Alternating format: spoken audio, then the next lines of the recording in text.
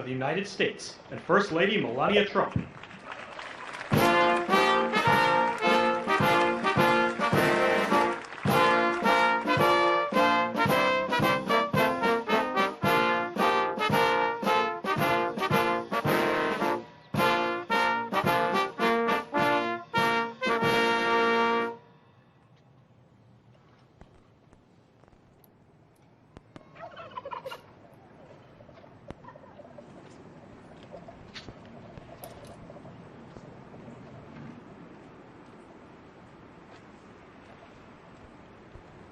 Thank you very much, and I hope you like our new beautiful patio with matching stone to the White House. If this were grass today, you'd be sinking into the mud like they've done for many years, and you would be very unhappy. Please, thank you very much.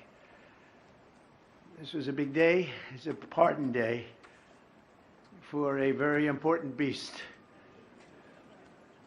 On behalf of the First Lady and the entire Trump family, I want to wish all Americans a very, very happy Thanksgiving. It's a great time of the year, and our country is doing really well, economically, like we've never done before. Today, we continue a time-honored American tradition. Well, that's a well-trained turkey. See how happy he is? In a few moments, I will grant a full, absolute, and unconditional presidential pardon to two handsome Thanksgiving turkeys, and this is their lucky day. This is a lucky day for them. But before going any further, I want to make an important announcement, because you remember last year, after a thorough and very rigorous investigation by Pam Bondi and all of the people at Department of Justice, the FBI, the CIA, the White House Counsel's Office, and the Department of Everything. We have a Department of Everything. You know what that is? I think that's called the White House. Into a terrible situation caused by a man named Sleepy Joe Biden. He used an auto pen last year for the turkey's pardon. So I have the official duty to determine, and I have determined, that last year's turkey pardons are totally invalid, as are the pardons of about every other person that was pardoned, other than, where's Hunter? No, Hunter's was good. That was the one pardon, Pam, that was good, right? The rest of them are all invalid. I don't know what the hell you're going to do about that, but now we're going to take a little of the joking. That is a mess. But they're hereby null and void. The turkeys known as Peach and Blossom last year have been located, and they were on their way to be processed, in other words, to be killed. But I have stopped that journey, and I am officially pardoning them, and they will not be served for Thanksgiving dinner. We saved them in the nick of time. This one has plenty of time, but they were saved in the nick of time. We're thrilled to be joined today by Vice President J.D. Vance, Second Lady Usha Vance, their daughter Mirabelle, and along with Attorney General Pam Bondi, Secretaries Marco Rubio, Scott Bessent, Pete Hegseth, Brooke Rollins, Howard Lutnick, Linda McMahon, Scott Turner, Administrator Lee Zeldin, who's done a great job. A nuclear power plant gets approved in less than a week. Okay? I'm only kidding, but pretty close to that. And we have more. Where's Lee? Stand up, Lee. One of my great superstars. Thank you.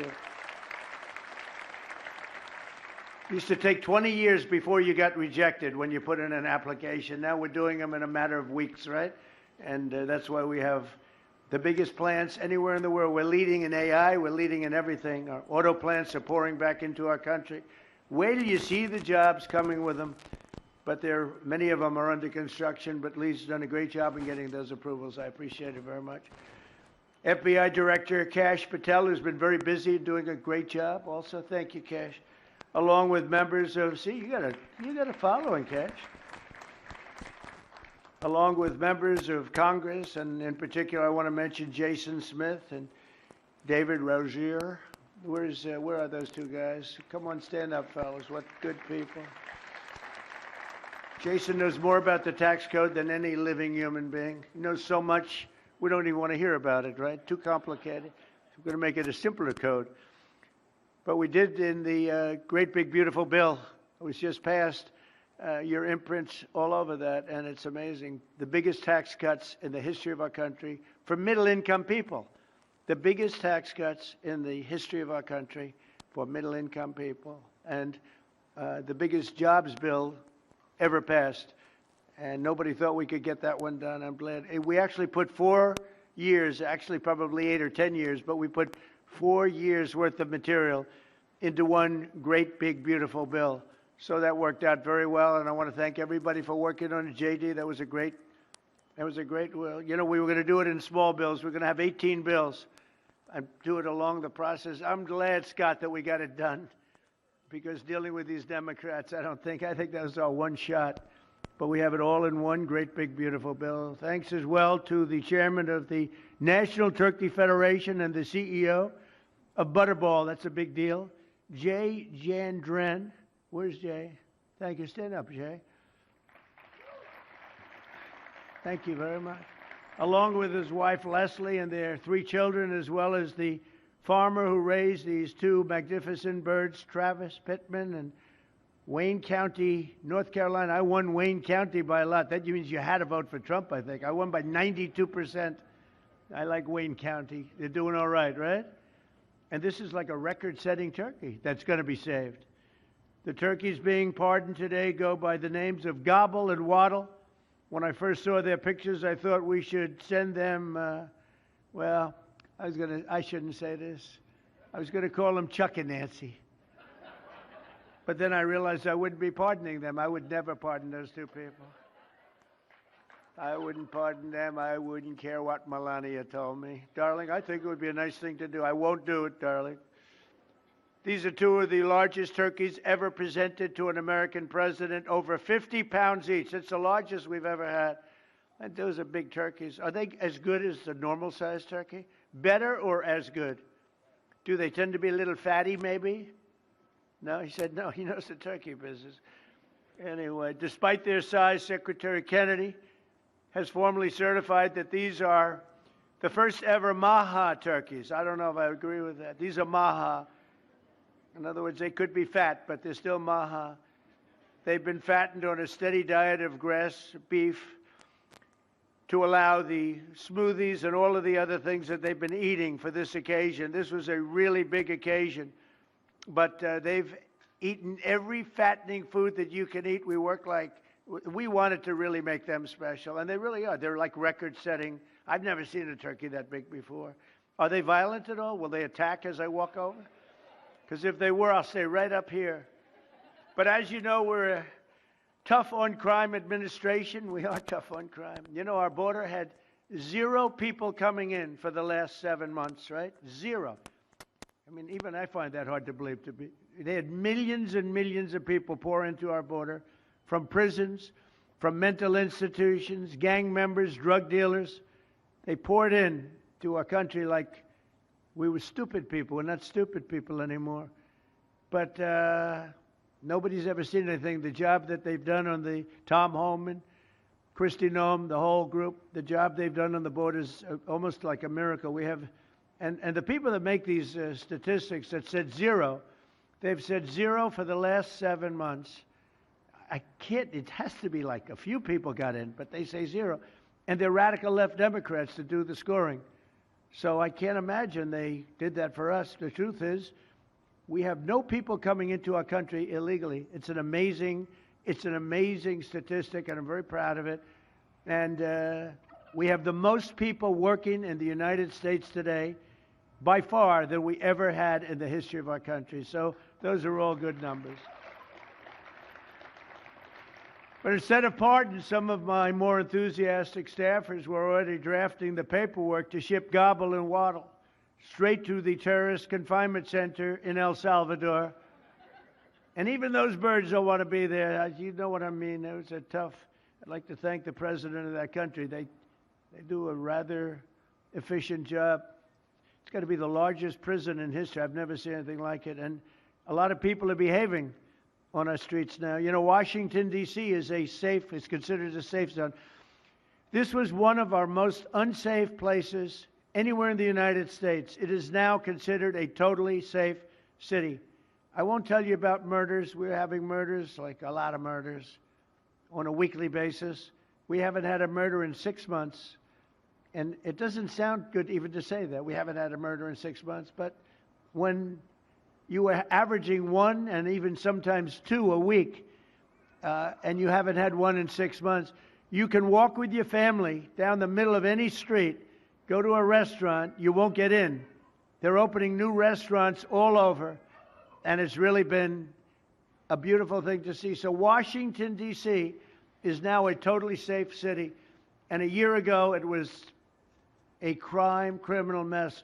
We removed, Pam, 1,700 people, career criminals, and people that came to this city from Venezuela and many other places. They were let out of prisons, and they came here. There were Tren de Aragua, a lot of Tren de Aragua, that's from Venezuela. And we got them all the hell out of our country, or they're in prisons now. And you can walk down any street in Washington, and you're going to be just fine. And I want to thank the National Guard. I want to thank Pete Hegseth. The job you've done here is incredible. And I hear you having the same kind of success in Memphis, Tennessee, where you had an even worse situation. And Memphis crime is down 64% in 3 weeks. And by the time you have 4 or 5 weeks, you're going to have it down almost where there won't be crime. And we could do that in Chicago, by the way, if they would let us. If the mayor was a low IQ person, but he should understand this. This is a very serious thing. You saw all the crime that took place last night, the night before. The woman with the burning, they burned the woman. To be talking about that now, they burned this beautiful woman riding in a train. A man was arrested 72 times. 72 times, think of that. And they'll let him out again. The liberal judges will let him out again. But we're ready to go. You know, we've been moving toward Chicago. We have a governor that thinks it's wonderful that only like 7 people were killed this week. But we are moving toward doing it, and we're going to, if crime gets, it's horrible what's happening in Chicago. We could make Chicago a safe city in a period of 4 weeks. In a period of 8 weeks, 9 weeks, 10 weeks, it would be totally safe. And the people of Chicago want us to go there. And if you look at the crime that's taken place in Chicago in the last 2 weeks, just take a look. It's on the front page of every newspaper. It's out of control. The mayor is incompetent, and the governor is a big fat slob. He ought to invite us in, say, please make Chicago safe. We're going to lose a great city if we don't do it quickly. Make Chicago. We'll do the same thing as we did in D.C., the same thing as we did everywhere we've gone. It's become almost instantly safe. And I want to do it in Chicago. So, Governor Pritzker, if you're listening, let's get your act together. Invite us in. We're going to make your place so safe. You're not going to have these crimes that are making the newspapers and the front page of every newspaper and television story, news story. We'll make Chicago a safe place very quickly. I looked at the various cases, granting mercy, discovering that the terrible trauma that everyone's going through. And I had a little bit of a Pritzker joke. I was going to talk about Pritzker and size, but when I talk about Pritzker, I get angry because he's not letting us do the job. So I'm not going to tell my Pritzker joke. They have a very cute little joke, you know. Some speechwriter wrote some joke about his weight. But I would never want to talk about his weight. I don't talk about people being fat. I refuse to talk about the fact that he's a fat slob. I don't mention it. On a more serious note, as we gather around the dinner table, I'd like to lose a few pounds too, by the way. And I'm not going to lose it on Thanksgiving, I can tell you that. Because I'm going to have a turkey, but it's not going to be that one. I hope all Americans will have the chance to enjoy the fellowship of family and friends and renew our faith in God's providence. 1 year ago, we were a dead country 1 year ago. The King of Saudi Arabia said it to me. He said it to me actually 4 months ago when I was in Saudi Arabia, Qatar, UAE. He said, you know, 1 year ago, the United States was a dead country, and now you've got the hottest country anywhere in the world that do. We're the hottest country. We have $18 trillion being invested as of now. We're not even close to being 1 year. The most ever was $2 trillion for a certain country I won't name when during the last administration. In 4 years, they had less than $1 trillion being invested in the country. In 9 months, we have over $18 trillion. It's a number that nobody has ever even thought possible. And that's in building plants and building so many things, investments in our country. Nobody's ever seen anything like it. But we have more people working. We have more people praying. The churches are coming back. I don't know if you've been reading that story, but religion is coming back to America. Some people say, oh, why would you mention that? To me, that's a big deal. And this Thanksgiving, we're also making incredible strides to make America affordable again. Walmart announced that the cost of their standard Thanksgiving meal is 25% lower than just 1 year ago. That's a big deal. According to the USDA, the price of Thanksgiving turkey is down 33% from its Biden-era highs. Potatoes are down 13%. Ham is down 15% compared to last Thanksgiving. So we are down to a level that we haven't seen in a long time. Egg prices are down 86% since March, and gasoline will soon be hovering around $2 a gallon. Under our leadership, we passed the largest tax cuts in history, the largest spending cuts in history, the largest regulation cuts in history, and we have fully secured our southern border. I've also ended 8 wars in 9 months, and we're working on that final war. It's not easy, but I don't know. I think we're going to get there. 25,000 soldiers, Ukraine, Russia. In the last month, 25,000 soldiers have died. So I think we're getting very close to a deal. We'll find out. I thought that one would have been gone quicker. We did 8. I thought that would have been an easier one, but I think we're making progress. In less than 1 year, we've accomplished more than most other administrations have accomplished in 8 years. And this is a very special Thanksgiving. We thank God for his many blessings and the great success that this country has seen in the short period of time. We draw strength from the love of family and friends, and we express our undying gratitude for the men and the women of the United States Armed Forces. We love them.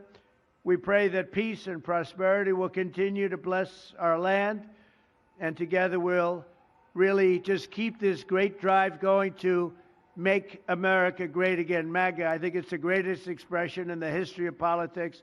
Make America great again. So once again, Melania, thank you for doing such a great job and being such a great First Lady. And now let's go and give Waddle. Waddle, by the way, is missing in action, but that's okay. We'll pretend Waddle is here. The gift that they've been waiting for. And I'll move over and I will just say very nicely, Gobble your pardon. Come on, let's say it in front of Gobble. Thank you very much, everybody.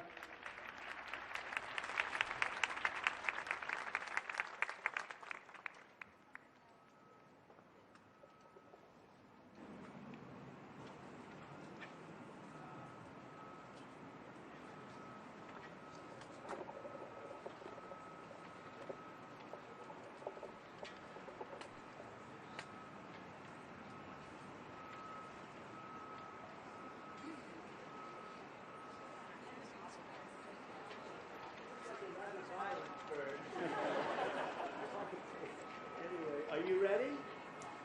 Gobble, I just want to tell you this very important. You are hereby unconditionally pardoned. Praise the Lord. Praise the Lord.